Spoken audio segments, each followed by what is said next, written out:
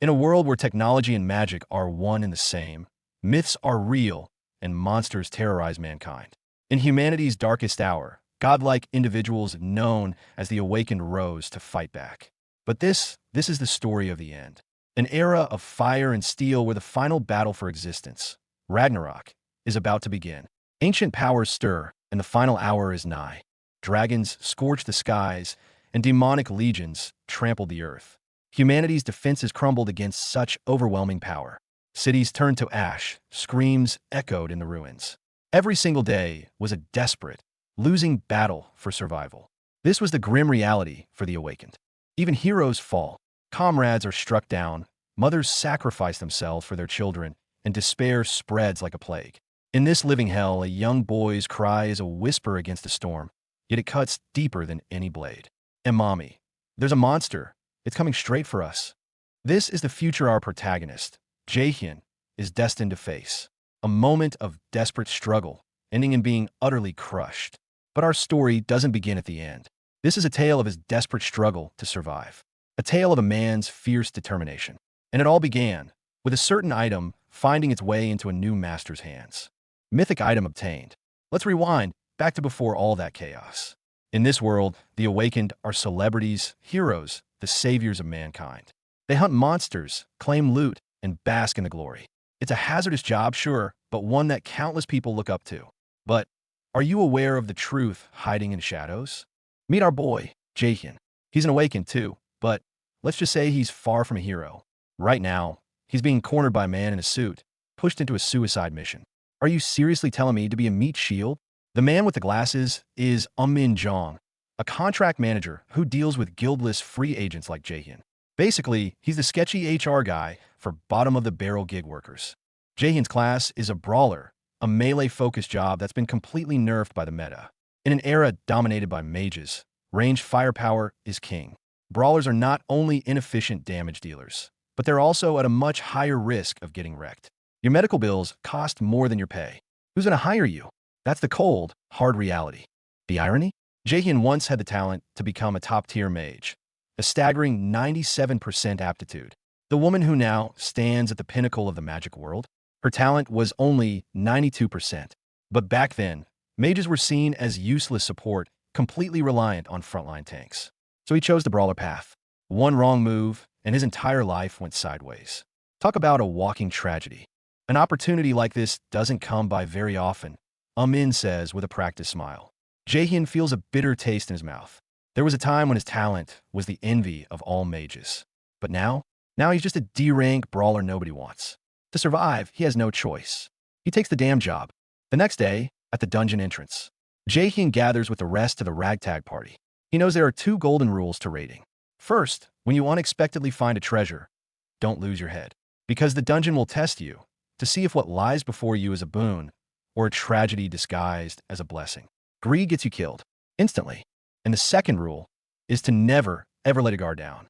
Not long after they enter, while the commander is still screaming at them to hold the formation, a strange purple fog suddenly envelopes the party. This wasn't the work of a monster. Panic erupts. This fog, it's poison. We need to get out of here now.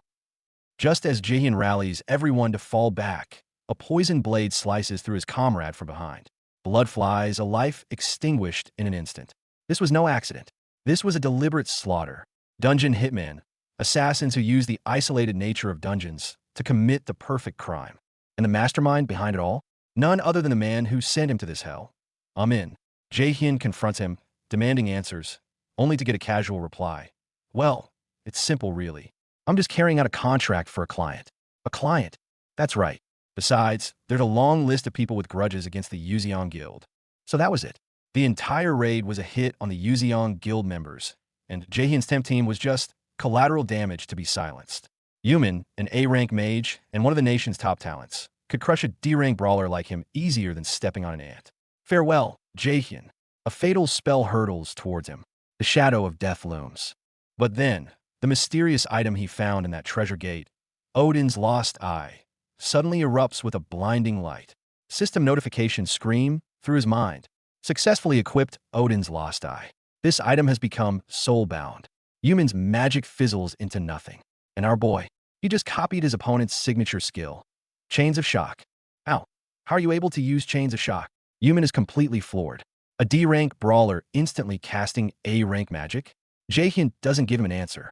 Instead, he activates the mythic item's other broken ability, absolute calculation. He's going to end this farce in the most excruciating way possible. After a massive explosion, Yumin lies broken on the ground, his last breath a desperate plea. Spare me.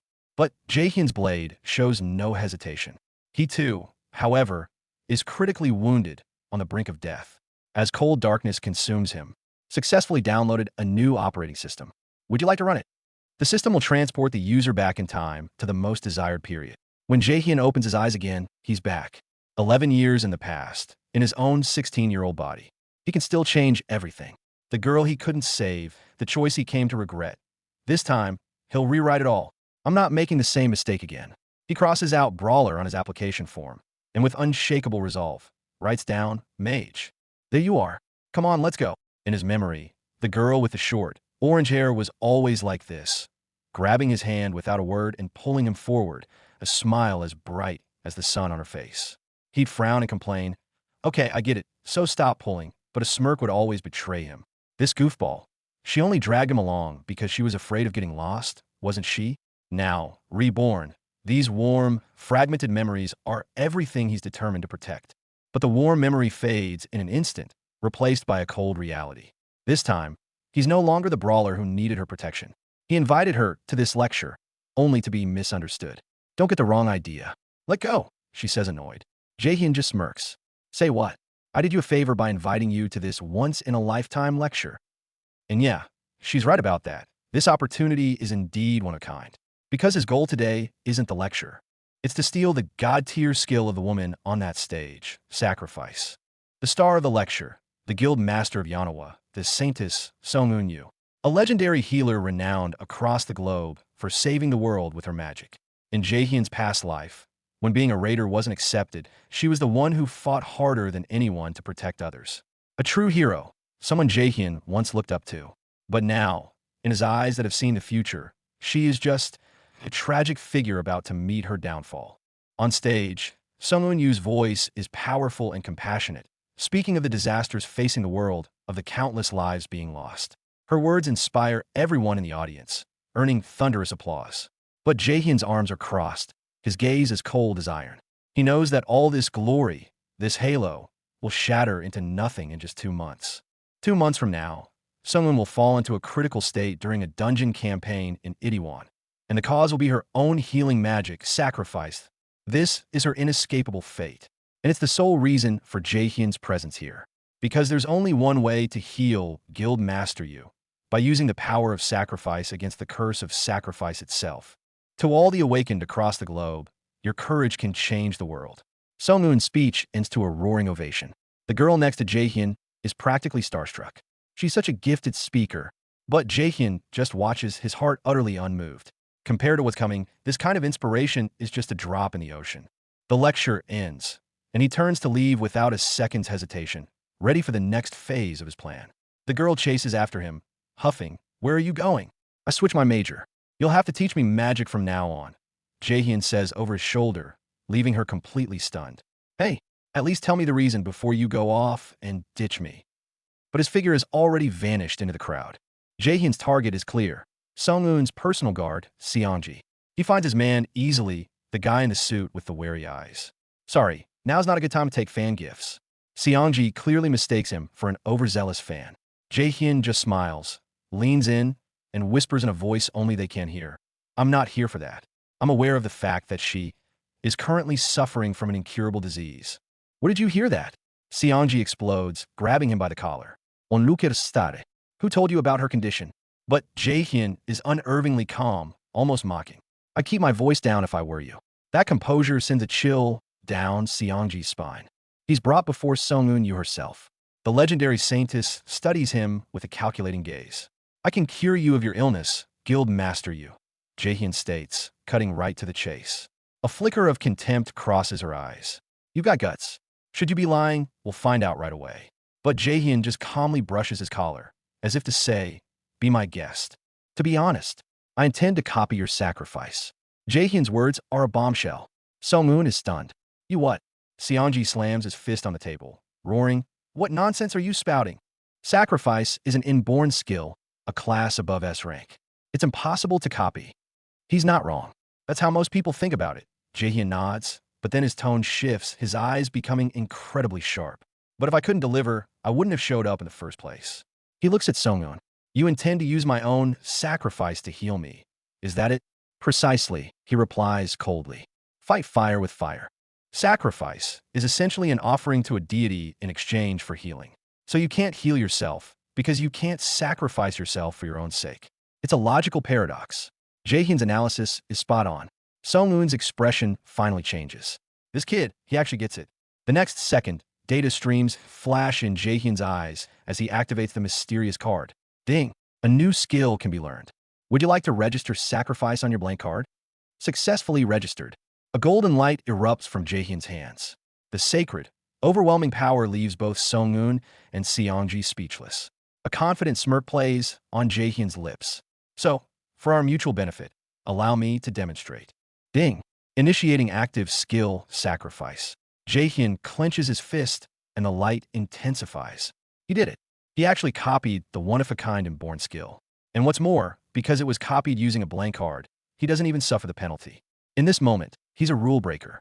He's the sole exception. "What do you want from our guild?" Sunghoon's voice holds a barely perceptible tremor. She knows this boy is now her only hope. She's running out of bargaining chips. For a rookie, you're pretty bold to negotiate with Yanoa's guildmaster, such an ambitious child. She tries to maintain her composure.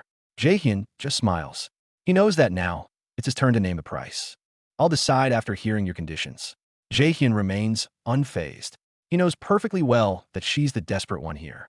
She starts extending an olive branch, promising resources, support, even mentioning the right of priority negotiation, a contract to lock down talented rookies early. She thinks Jaehyun is just a gifted but naive kid she can easily handle with these terms.